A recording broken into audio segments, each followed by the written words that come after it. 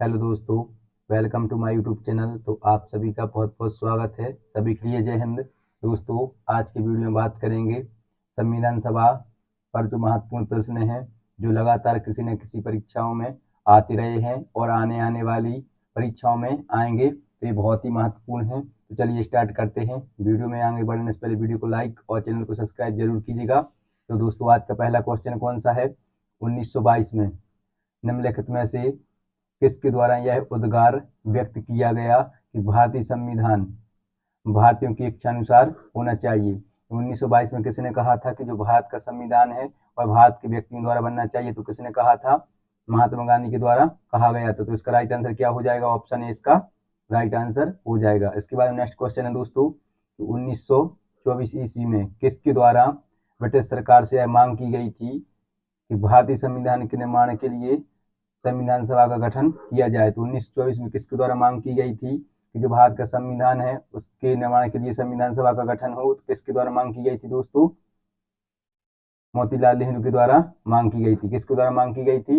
मोतीलाल नेहरू के द्वारा मांग की गई थी। तो इसका राइट आंसर क्या हो जाएगा? ऑप्शन सी इसका राइट आंसर हो जाएगा। इसके बाद नेक्स्ट क्वेश्चन है, संविधान सभा संविधान सभा के विचार का औपचारिक रूप से प्रतिपादन किसके द्वारा किया गया था? तो जो संविधान सभा के विचार का औपचारिक रूप से किसके द्वारा प्रतिपादन किया गया था दोस्तों?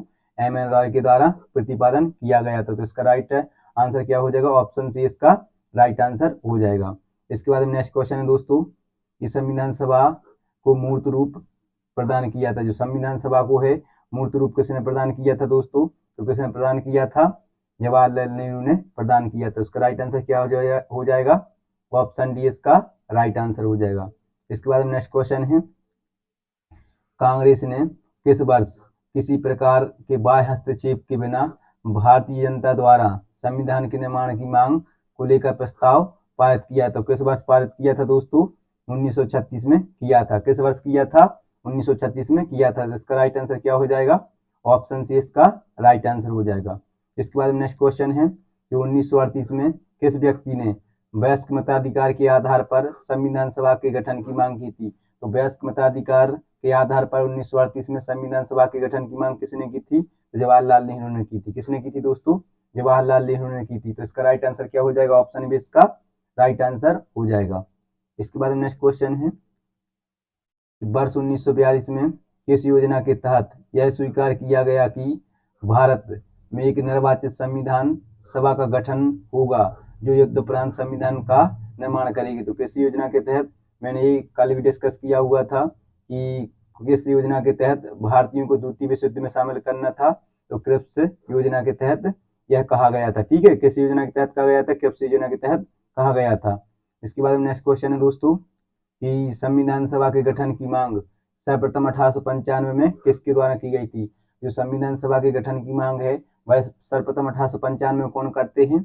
तो बाल गंगाधर तिलक करते हैं। कौन करते हैं दोस्तों? बाल गंगाधर तिलक के द्वारा 1895 में सर्वप्रथम संविधान सभा के गठन की मांग की जाती है। इसके बाद नेक्स्ट क्वेश्चन है, जो भारत की संविधान सभा गठित करने का आधार क्या था?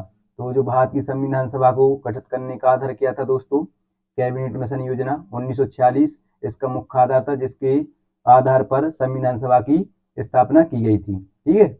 इसके बाद नेक्स्ट क्वेश्चन है कि भारत की संविधान सभा किसके अनुसार गठित की गई थी? तो किसके अनुसार की गई थी? कैबिनेट मिशन योजना के अनुसार गठित की गई थी। इसका आंसर क्या हो जाएगा? ऑप्शन डी इसका राइट आंसर हो जाएगा। नेक्स्ट क्वेश्चन है कि सन 1936 में भारतीय राष्ट्रीय कांग्रेस द्वारा संविधान सभा के गठन की मांग कहां पर हुई अधिवेशन में रखी थी? तो कहां पर हुई अधिवेशन में रखी थी दोस्तों? फैजपुर में जो अधिवेशन हुआ था उसमें रखी थी। तो इसका राइट आंसर क्या हो जाएगा? ऑप्शन सी इसका राइट आंसर हो जाएगा, फैजपुर। इसके बाद नेक्स्ट क्वेश्चन है कि कैबिनेट मिशन योजना के अनुसार संविधान सभा में कुल कितने सदस्य होने थे? तो कितने सदस्य होने थे दोस्तों? 389 होने थे। कितने होने थे? 389। तो इसका राइट आंसर क्या हो जाएगा? ऑप्शन ए इसका राइट आंसर हो जाएगा। इसके बाद नेक्स्ट क्वेश्चन है कि प्रस्तावित मूल संविधान में कुल सदस्यों का विभाजन किस प्रकार होना निश्चित हुआ था? तो किस प्रकार होना निश्चित हुआ था? ब्रिटिश प्रांतों के 292 प्रतिनिधि, देशी रियासतों के 13 प्रतिनिधि, मुख्य कमिश्नरी क्षेत्रों के 4 प्रतिनिधि, उपयुक्त सभी। तो ये तीनों ऑप्शन सही है। तो इसका राइट आंसर क्या हो जाएगा? उपयुक्त सभी, क्योंकि ब्रिटिश प्रांतों से 292 प्रतिनिधि, देशी रियासतों से 93 लिए गए थे और कमिश्नरी क्षेत्रों से कितने लिए गए थे, 4 प्रतिनिधि लिए गए थे। तो इसका राइट आंसर क्या हो जाएगा, ऑप्शन डी इसका राइट आंसर हो जाएगा। इसके बाद नेक्स्ट क्वेश्चन है दोस्तों कि संविधान सभा में विभिन्न प्रांतों के लिए 292 सदस्यों का निर्वाचन होना था। इनमें से कांग्रेस के कितने प्रतिनिधि निर्वाचित होकर आए थे, तो कांग्रेस के कितने प्रतिनिधि निर्वाचित होकर आए थे, 208 आए थे। कितने आए थे दोस्तों, 208 प्रतिनिधि निर्वाचित होकर आए थे। तो ये आप याद रखोगे। इसके बाद नेक्स्ट क्वेश्चन है पुनर्गठन के फलस्वरूप वर्ष 1947 में संविधान सभा के सदस्यों की संख्या कितनी रह गई। दोस्तों 15 अगस्त 1947 को भारत आजाद होता है, उससे पहले 14 अगस्त को भारत से पाकिस्तान अलग हो जाता है। तो उसके फलस्वरूप पहले कितने थे, 389 थे, और जैसे ही भारत से पाकिस्तान अलग होता है तो वर्ष 1947 में यही बात कही गई है कि पुनर्गठन के फलस्वरूप तो कितने सदस्य बचे थे दोस्तों, 299 बचे थे। इसका राइट आंसर क्या हो जाएगा, ऑप्शन बी इसका राइट आंसर हो जाएगा। इसके बाद नेक्स्ट क्वेश्चन है कि संविधान सभा पुनर्गठित जो संविधान सभा थी उसमें देशी रियासतों के लिए कितने प्रतिनिधि थे, तो कितने प्रतिनिधि थे, 70 प्रतिनिधि थे जब भारत से पाकिस्तान अलग हो जाता है। ठीक है।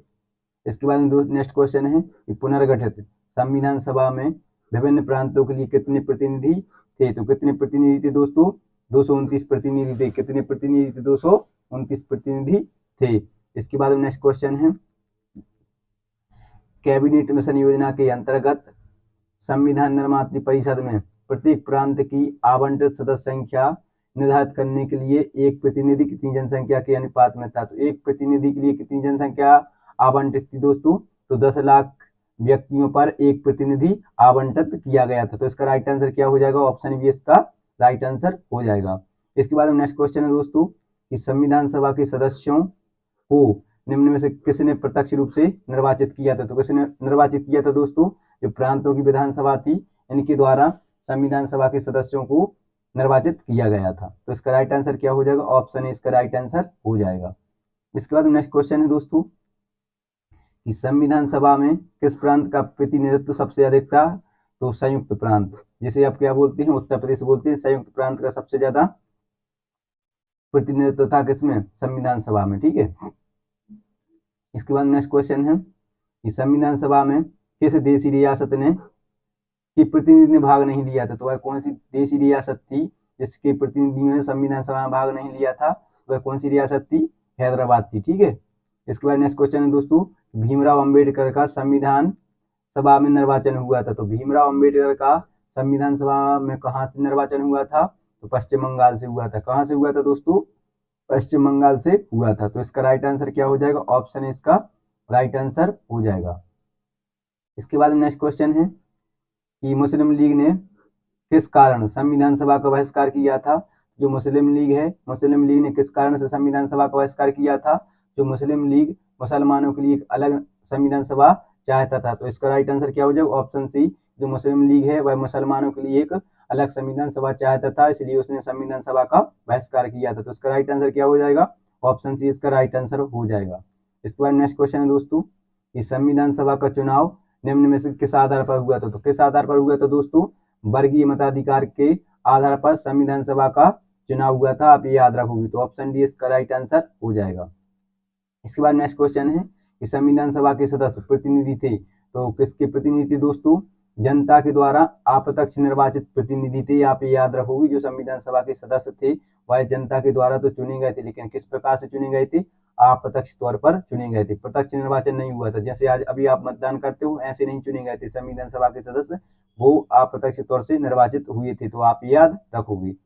नेक्स्ट क्वेश्चन है कि भारतीय संविधान निर्मात्री सभा, जो भारतीय संविधान निर्मात्री सभा थी वह प्रांतीय विधान सभाओं द्वारा परोक्ष रूप से अनुपातिक प्रतिनिधित्व प्रणाली के आधार पर चुनी गई थी। तो जो भारतीय संविधान सभा थी वह किस आधार पर चुनी गई थी, तो जो प्रांतीय विधानसभाओं द्वारा परोक्ष रूप से अनुपातिक प्रतिनिधित्व प्रणाली के द्वारा चुनी गई थी। तो इसका राइट आंसर क्या हो जाएगा, ऑप्शन बी इसका राइट आंसर हो जाएगा। इसके बाद नेक्स्ट क्वेश्चन दोस्तों भारतीय संविधान को किसने बनाया था। जो भारतीय संविधान है उसे किसने बनाया था, संविधान सभा ने बनाया था। और संविधान सभा को किसने बनाया था, तो कैबिनेट मिशन योजना के अंतर्गत बनाया गया था। आप ये याद रखोगे।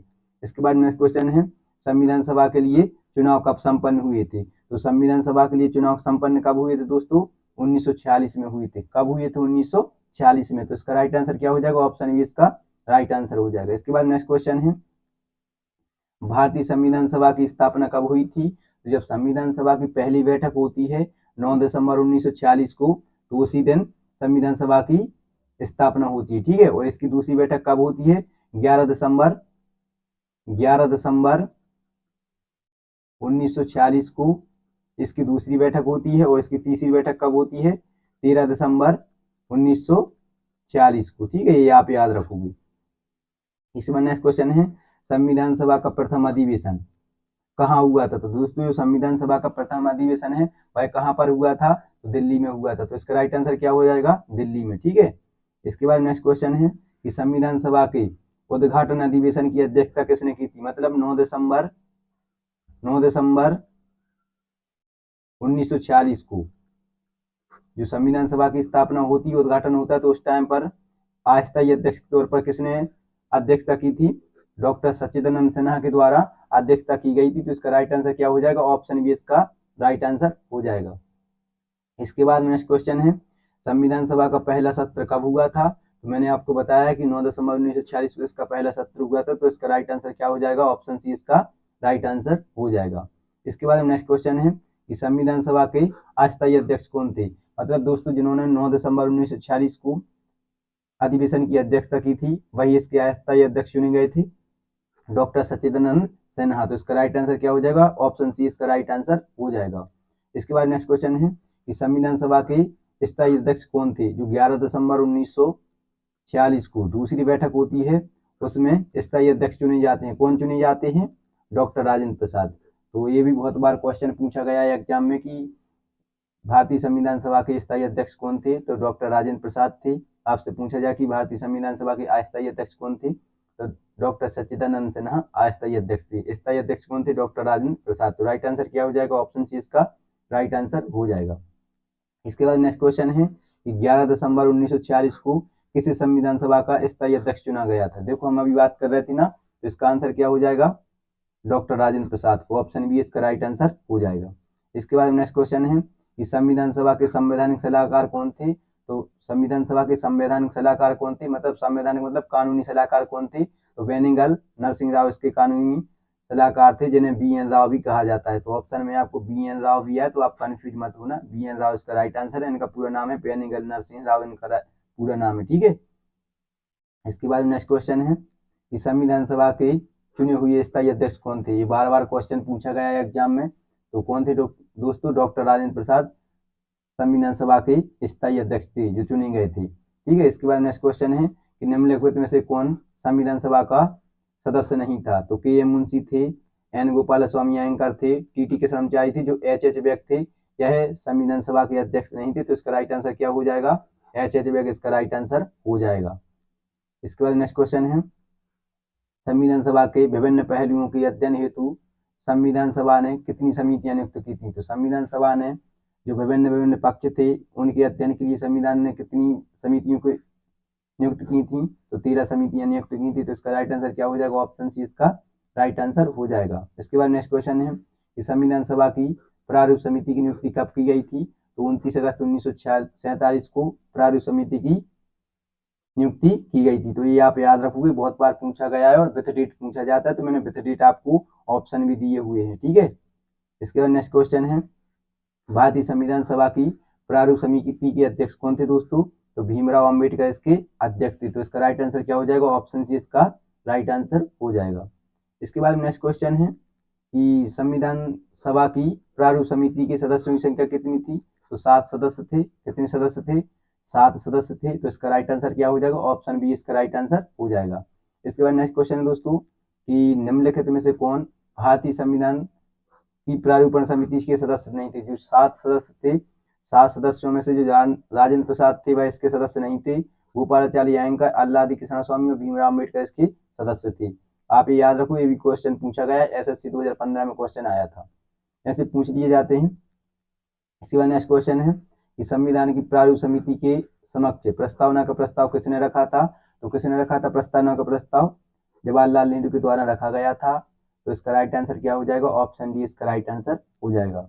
इसके बाद नेक्स्ट क्वेश्चन है कि निम्नलिखित संविधान सभा में सभी निर्णय किस आधार पर लिए गए थे। जो संविधान सभा में सभी निर्णय लिए गए थे तो वह किस आधार पर लिए गए थे, सहमति व समायोजन के आधार पर लिए गए थे। तो इसका राइट आंसर क्या हो जाएगा, ऑप्शन डी इसका राइट आंसर हो जाएगा।